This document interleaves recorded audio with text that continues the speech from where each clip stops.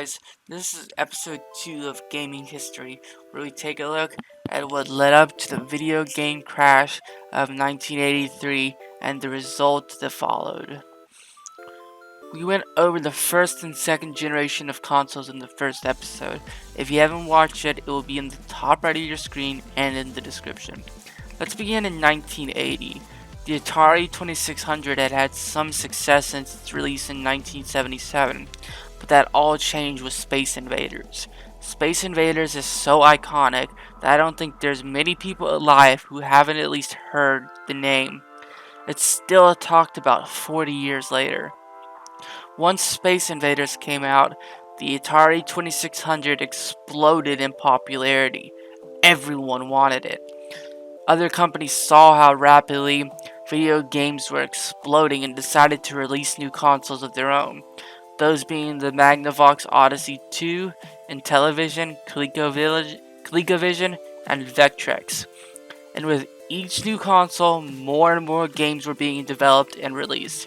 Each console manufacturer had their own library of games. There were very few third-party games at the time. The sheer amount of new games, many of poor quality, caused a big problem: market oversaturation. There were too many games being produced and too little demand to meet the supply. Prior to 1979, there weren't any third-party games. Every console manufacturer developed their own games. That changed, but not by much, in 1979 when Activision was founded. But even then, there were only a handful of third-party developers until 1982. In 1982, there was an explosion of third-party developers. The majority of them were just trying to piggyback off of Activision's success to make money. These developers didn't have the skill or experience of Activision's team. As a result, they released poor quality games. Another problem was there weren't new games. These days, every time a new game comes out, there is something different. There's always new mechanics or new gameplay features. In the early 80s, there just weren't any new ideas. It was more or less the same thing being pushed out again and again. You could argue that game franchises like Call of Duty or Madden never change things up, but that's not the case. There is something different with these games. Better graphics are the most common. This didn't happen in the 1980s. Not only were games being flooded into the market, but they were just clones of each other. The oversaturation was so bad that there were 200% more games being produced than the demand. Atari caused many issues for themselves in the view of consumers. They lost their dominance in the market because of all the new hardware being released and third-party games being developed. They made some costly mistakes for themselves, trying to worm themselves back to the top. We've all heard of the Atari game E.T., regarded as the worst game to ever exist. Also among these worst games ever was the 2600 port of Pac-Man. While the arcade version was extremely popular and successful, the 2600 port of it was a fraction of the quality and sits near the throne of the worst game ever with E.T. This caused consumers to turn against Atari, one of the biggest causes for the crash. The final nail in the coffin was the expanding availability and superior capabilities of personal computers. PC gamers always say PC master race. It was never truer than in the 1980s. Computers coming from companies like Commodore were vastly superior to the consoles of the time. They had more memory and processing power, better graphics, and much better methods of distributing games. Floppy disks and cassette tapes were better in every way than cartridges. PC gaming survived the crash. Commodore was one of the big leaders. The Commodore 64 was one of the most successful computers ever built. It has so much success that there's a demand for them even now in 2022. The results were catastrophic. Thousands of games needed returning. Retailers just had no room. Retailers were returning their unsold copies to the publishers. The publishers quickly went bankrupt following the refunds.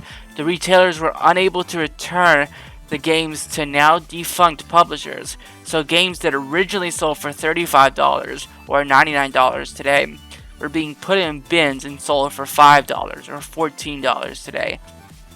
Both Atari and Activision lost tons of sales. Atari fell from having 75% of the market share of cartridge games to less than 40% between 1981 and 1982. Activision lost a lot of sales from misinformed customers who were buying games based on price rather than quality. The bargain sales of low quality games were the cause of this. Between 1984 and 1985, Activision had to downsize in order to stay competitive and began to produce PC games. Within a few years, Activision ceased production of cartridge-based games entirely. Atari was one of the most severely impacted. Atari's revenue dropped significantly as a result of unsold games and return stock. Atari lost over $356 million by mid-1983. As a result, they were forced to lay off 3,000 of its 10,000 employees. A large amount of E.T. and Pac-Man copies, as well as various other games and consoles, began to fill warehouses. And in September 1983, Atari buried much of its unsold stock at a landfill near Alamogordo, New Mexico. I probably butchered that. At the end of 1983, Atari had over $536 million in losses. This caused Warner Communication, which had owned Atari since the beginning, to sell Atari to Commodore International in 1984. Commodore then assigned Atari to make Atari home computers and eventually ceased production of video game consoles entirely. The crash caused a lack of confidence in the video game industry, and many retailers just refused to carry video games at all or limit floor space so other products could be sold. Arcades also saw a big drop in activity. The golden era of arcades had ended. The crash, coupled with undue attention to teenage delinquency around arcades, all but crushed the arcade scene. The lack of entertaining new games, as well as availability of home gaming, also contributed to this. This all started to change in 1985 with the rise of Nintendo. I will be covering the 1985 recovery and the rise of Nintendo in another video. This has been the entire story of the 1983 crash. It's crazy to think about, but the crash might have been a blessing in disguise. This is just speculation, but if the crash hadn't happened, would PC gaming have become so prevalent? Would Nintendo ever have been popular outside of Japan? Would we have all the nice things in gaming we have now were it not for the crash? Leave your speculation in the comments below. I hope you enjoyed the Space Invaders gameplay. For the next few minutes, you can enjoy some Space Invaders with the gameplay sound and some voiceover. I'll see you guys in the next one.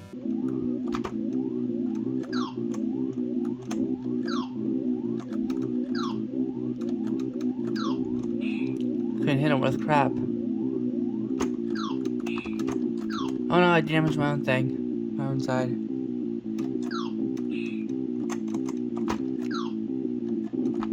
Oh no, we're running out of time.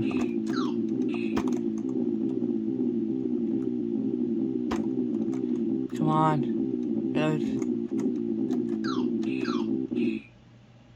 Nice, got 5 lives now.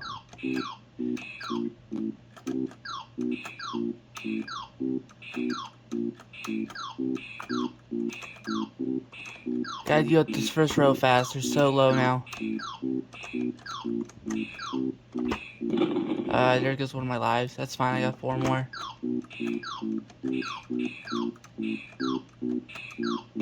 Oh, that was stupid. I shouldn't have stood still. I may lose because of this. Oh, my score's looking pretty good. It's the best score I've gotten in an arcade game recently. What am I just sitting here for? They're coming. Oh no.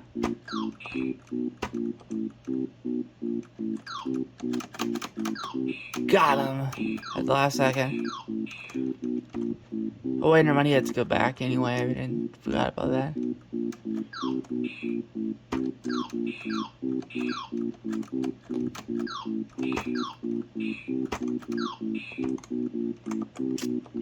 my god, this is getting fast.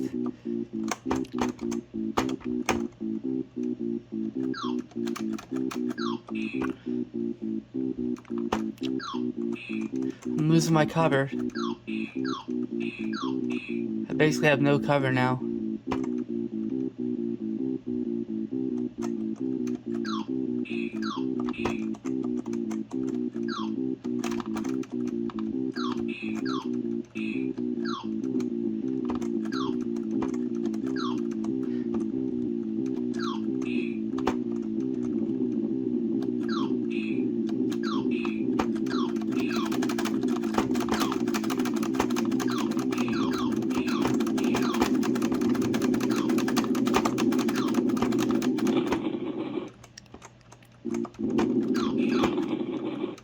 I'm gonna...